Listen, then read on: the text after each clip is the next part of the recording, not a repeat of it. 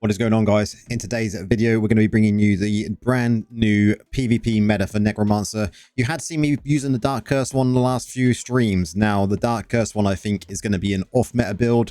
This one here, what we're going to go with through with you today, is definitely going to be what I believe to be the current Necro meta build. Before we get into it, just want to say, if you do like the content I bring, then don't forget to subscribe to the channel. Around 60% of people that watch my content have not subscribed yet, so don't forget, click that button and obviously like the video if you do like that. So guys, without further ado, let's jump into it and kind of show you what you're going to need to be using.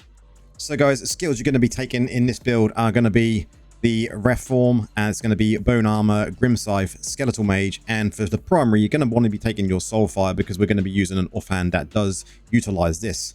Now, when it comes to the gear, guys, you're definitely going to be wanting to take Faithful Frame in your helm. This is going to be to mark your enemies for 6 seconds. If attacked more than 5 times, the enemy is going to explode and deal an amount of damage, and it's going to increase your Grim Scythe damage by 90%.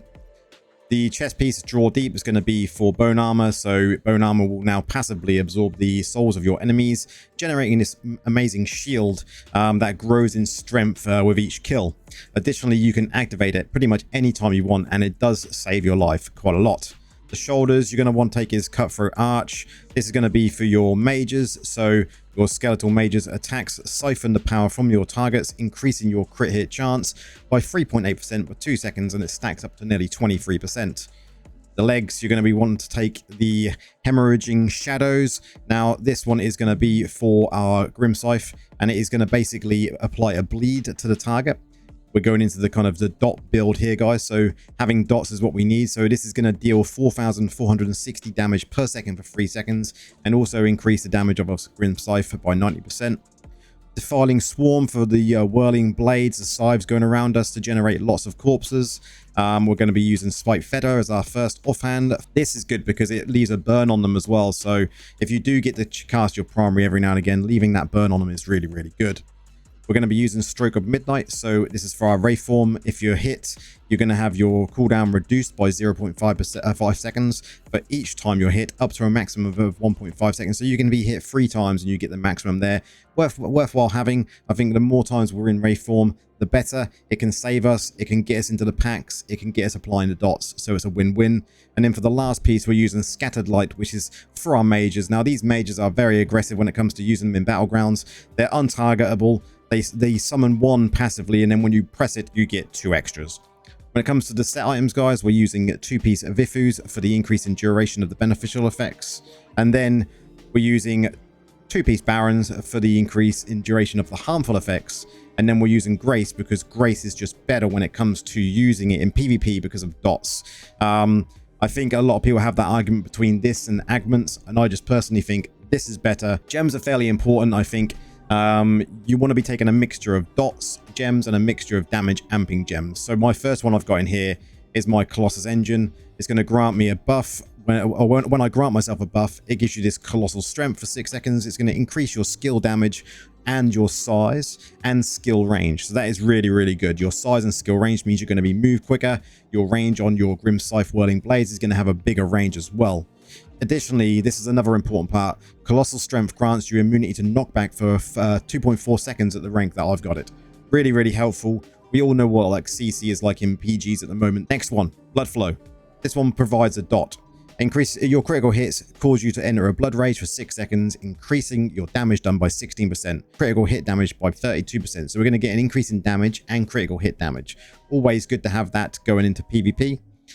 But while blood rage is active, your critical hits also rend flesh. This is the dot, causing enemies to bleed for an additional 10% base damage every second for 3 seconds.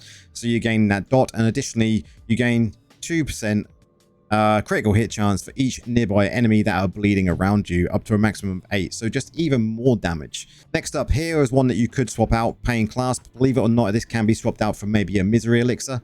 This one's going to increase the damage dealt to enemies by 24% that are suffering from continuous damage and effects. But when you look at, say, Misery Elixir, this one is going to increase the duration of the harmful effects that you're inflicted by 24%, and then you're going to get a damage increase to enemies suffering from harmful effects by 2%. So you can kind of see which one you prefer on that one. I prefer using Pain Class, but some people might not have access to it, may have a Misery Elixir. Next up, Folder Grasp, simply because all of the dashes and everything like that that's going on at the moment, having something that's going to prevent that is just great to have in your arsenal. You could swap this out for Seeping Bile if you've got it. You could put in a Everlasting Torment as a gem. See how you feel and see what your your access is to your gems that you've got. Then I'm using Viper's Bite. Good old dot here. We know what this one does. It reduces the attack speed of your enemies and applies that dot to them. Worthwhile having. Definitely annoying for them. Then we're using Roiling Consequences. This one's going to increase my damage and my crit hit chance, as well as apply a burn, so another dot. And then we've got the Bloodsoaked Jade, which is just going to give me a damage amp, as well as a bit of defensive and a bit of movement speed. And then here we're using Bottled Hope, which is going to give me, again, a bit of a damage amp. It's going to increase my movement speed, and it's going to give me this skill cooldown decrease, which is really, really helpful. Other things you could go in here for, guys, you could go and put in an Entropic Well if you've got access to that. The only thing I wouldn't say use is Berserker's Eye, because that is a negative that. You could also put in there a Spectral Glass. That is absolutely fine to use. I've seen a lot of people using things like, is it the Blood Rose or the Black Rose? You could put this in there because that can become very annoying for, the enemy team. So feel free to mix it up, but just make sure you're getting plenty of dots in there. You can see in this build so far, we've got 1 dot from the Essence here, 1 dot on the Blood Flow. So that's 2.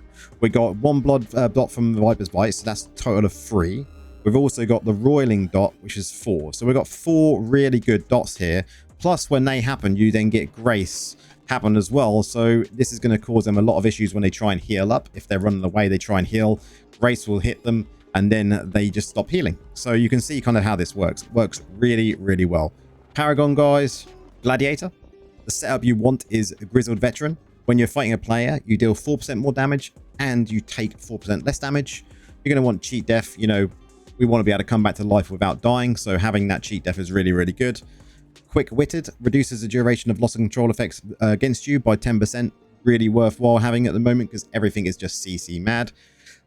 To the Victor, your Grizzled, when you defeat a player, your Grizzled Veteran bonus increases to 12% for 10 seconds. This effect does not stack, but will refresh if another player is defeated. So Grizzled Veteran, we just see that on here. So Grizzled Veteran, this one is going to increase to 12% for 10 seconds.